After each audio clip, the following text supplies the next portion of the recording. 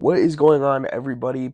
I hope everyone is having a great day. 2024 is the year for the presidential election, and I thought it would be fun to take a look at some old primary debates or some old primary candidates from 2016, 2012, 2000, 2004, Republicans and Democrats, and just look at who could have potentially been the president of the United States of America.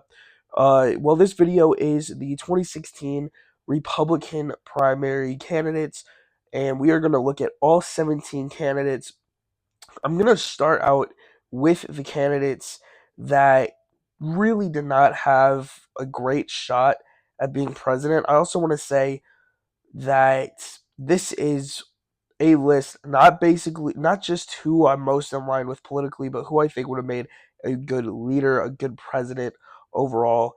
And we're gonna start with George Pataki, the former New York governor, and I'm gonna put him in the C tier. He was fairly moderate. He had some very left views on things like abortion and gun rights and things like that. But he also was very conservative with other things, um, like crime. He was very strict on crime. He wanted to bring back the death penalty in the state of New York. And he also was very moderate on things like same-sex marriage, and so I do think he could have potentially been a solid candidate for people from different political backgrounds and beliefs. But overall, I don't think he would have been a unifier like some of the other people could have been. Next up on the list, we're gonna go to Lindsey Graham. He is the senior senator in uh he's the senior senator in South Carolina. Did not have a great campaign in 2016. Was one of the first people to drop out of the race. Um he was very anti-Trump, very outspoken about President Trump until about 2017. They went golfing, and then he's been one of the greatest or one of the best people in terms of speaking out for President Trump, in favor of President Trump. I'm gonna put Lindsey Graham at a D grade. I don't think he would have been a good president at all. I think he is too much of a. I think Lindsey Graham is very much so a candidate that cares more about the party than the country itself. I do like what he said about what happened after January 6th. He was not in a total agreement with that. I do respect that. But I do think that he just has too many issues. I think he is somebody who would not seek compromise with the other side at all. And Donald Trump probably, arguably, has not done a wonderful job in terms of compromising with the left, with the liberals. And I think Lindsey Graham would have been way worse in doing that. Then we're gonna go then to Bobby Jindal, who was a former Louisiana governor, former Republican. He was actually teased to be the vice presidential nominee for both John McCain in 2008 and then again for Mitt Romney in 2012. Ran for president, did not gain a lot of traction at all. Was considered a prominent face in the Republican Party. So the fact that he really did not pull that great in 2016 is kind of surprising to look back on. I think Bobby Jindal would have been a B. I think he was a solid candidate. I think he could have potentially brought some sort of compromise for both sides. But overall, uh, a little shocked that he pulled so low. I think the problem with the 2016 election and why very many people pulled lower than they were projected to was because there were so many prominent figures in the Republican Party. And I think Bobby Jindal is a primary example of somebody who pulled way lower than they probably should have. Then I'm going to move to Jim Gilmore, governor of Virginia, ran for president in 2008, did not do very well. I'm gonna put him at a D tier again. I just don't know why he ran. It was a very crowded race. There were a bunch of other people more qualified than him, and he was, I believe, part of Donald Trump's cabinet. Actually, one of the many people. I believe he endorsed Ted Cruz actually, um, when he dropped out of the race. Um, Otherwise, I don't know too much about him. I believe he lost the Senate race before. But yeah, we're gonna put him in the D tier just because he really should not have ran in an already very crowded race. Then we're gonna move on to Rick Perry, who I was actually a fan of. I'm gonna put Rick Perry in the C tier. Actually, I'm gonna move Bobby Jindal down to a C tier just because there's so many prominent candidates. Rick Perry, I think. I mean, when you look at Rick Perry, he was a congressman of Texas.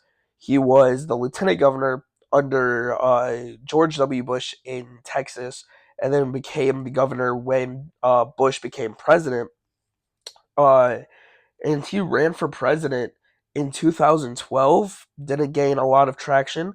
Former governor of Texas, so one of the largest states, the second largest state in the country. So him being a congressman, he already has the ability to understand how to communicate with Congress, which is instrumental and huge. If you can communicate with Congress and seek compromise, I think he would have been able to do that very well. But he also has experience as a leader in Texas. Now, there were some things that he did in Texas that I'm not a huge fan of, but I think he could have been a decent president. And then next up, I have Rick Santorum, Pennsylvania senator and representative, ran for president in 2012, was also teased, I believe, to be the vice president for Mitt Romney.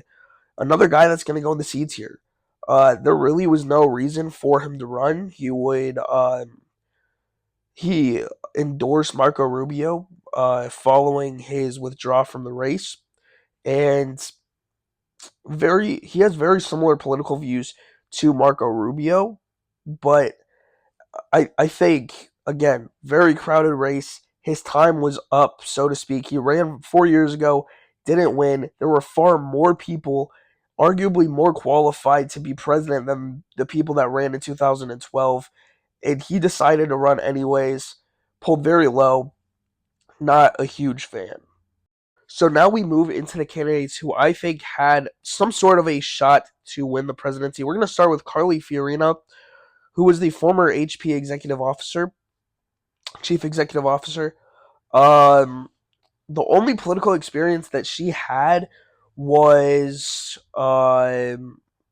she was part of the campaign for John McCain in 2008. I'm gonna put her at D tier. I mean, she stayed in the race way too long, in my opinion. She seemed like someone who would refuse to compromise. She lost the Senate race, which was her only other attempt at running for any type of office, anything, and she seemed she again she had no political experience, no military experience at all. Donald Trump was the same way. No political experience, no no experience in the military. The difference, though, that I see with Donald Trump and Carly Fiorina is Donald Trump was in charge of something. So already he has leadership qualities that she had some sort of leadership qualities, but it wasn't to the same extent as Donald Trump. Donald Trump has a business mind, which would be important for trade. She was not good with the business that she did at HP. And yeah, when she dropped out of the race, though, another interesting note, she actually endorsed Senator Ted Cruz, and he said that she would be his vice president if he was the nominee. They were very similar with some of their policies, but again, she just did not have the same presence or voice as some of the other people. Now I'm going to go to my first F tier, and I'm going to go with Jeb Bush. I think Jeb Bush is one of the people to thank for Donald Trump's nomination.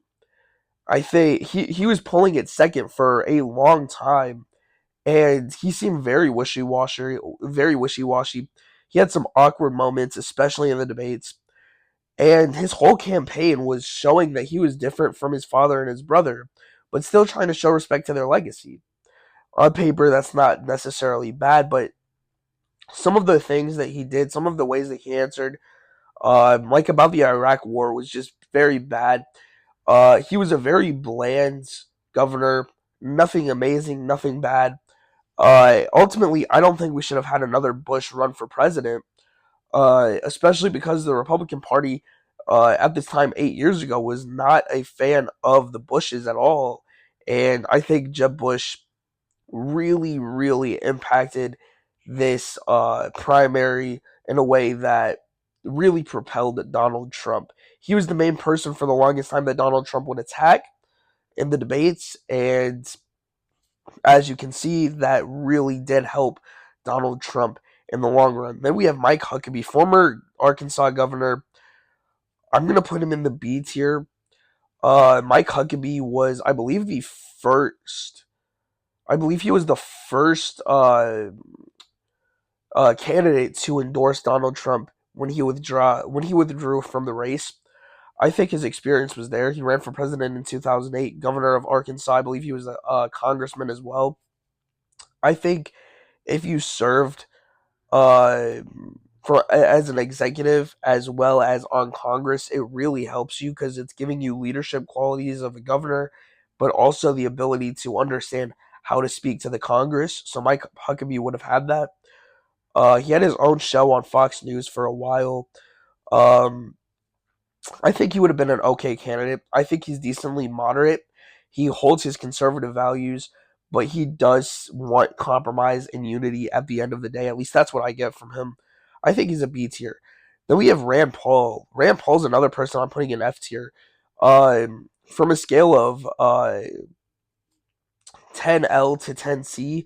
10L is 10 liberal, and then it goes all the way to 1, and then 1 C to 1 to 10C, uh, 10C being conservative. He was a 10C, and that means he was the most conservative person who ran. If you're a conservative, okay. I probably do lean conservative myself, but the problem with Rand Paul, he would not have sought compromise at all. One of the best Speaker of the House that we've had in a long time was Paul Ryan, and he really did not get along with Paul Ryan. He demanded Paul Ryan to revitalize Obamacare. Not a fan of any sort of social health care at all, and not a fan of government intervention at any point in time, which you need to have some sort of government regulation. I'm just not a huge fan of Rand Paul at all. Then I'm gonna go to Chris Christie, and I'm gonna put him in the D tier, just because Chris Christie really is a polarizing character. And I say character because he has a character about him that is enticing at times, and I think Chris Christie is a moderate at heart. I do believe that he likes this country, but I also think he's very fake. I think his 2024 campaign was extremely fake. He just ran in the past primaries. Um, he endorsed Donald Trump after he withdrew from the race. He didn't get the job he wanted as the attorney general, and so he switches and turns on Donald Trump and starts attacking him. He was the biggest Donald Trump advocate and then turns on Donald Trump when he doesn't get what he wants. I don't like that at all. I don't like that about his character. But I also think the Bridgegate scandal, I think that was massive in distrust for him. He was impeached, or they called for his impeachment as the New Jersey governor. And I think the only part about me that would be appealed to him, or I would be interested in voting for him, which is why he's not an F tier, is the fact that he was a moderate, and I think he could have potentially brought compromise to Congress. So I do think that could have been important. Then I have Scott Walker. Scott Walker, I am going to put in the C tier. This is somebody who is gets credited a lot for the uh, conservative revival, so to speak. And he was not as extreme as somebody like Rand Paul or even a Ted Cruz, but he also would not have I think he's somebody open to seeing compromise. He kind of does remind me a little bit of Ronald Reagan, where he would seek compromise, but he wants his party's views to be the views of the whole country. And I do see problems with that. I think your first job as president should be to compromise. It shouldn't be to give your political party's views and make that the stature for the whole country. And so Scott Walker, very very conservative. But one thing about him is, well, he also did not have an amazing track record in Wisconsin. The reason why he was a quote unquote superstar was because of his thoughts on abortion and same sex marriage and things like that. He was polling, I believe, at 2 or 3 at some point in the early debate stages. He quickly withdrew from the race following the second debate. Did not get a lot of airtime at all. He was an anti-Trump supporter. Endorsed Ted Cruz after he withdrew from the race, and he encouraged people to drop out to narrow the race. And I do believe that if people listen to Scott Walker, we could have potentially seen Ted Cruz or Marco Rubio, maybe even Ben Carson, rise to the top and potentially go head to head against Trump. But because there were so many quality candidates that stayed in for so long, I think Donald Trump easily took that. And that you may be thinking that so many candidates are going to give him less percents in the polls, but that's not the case.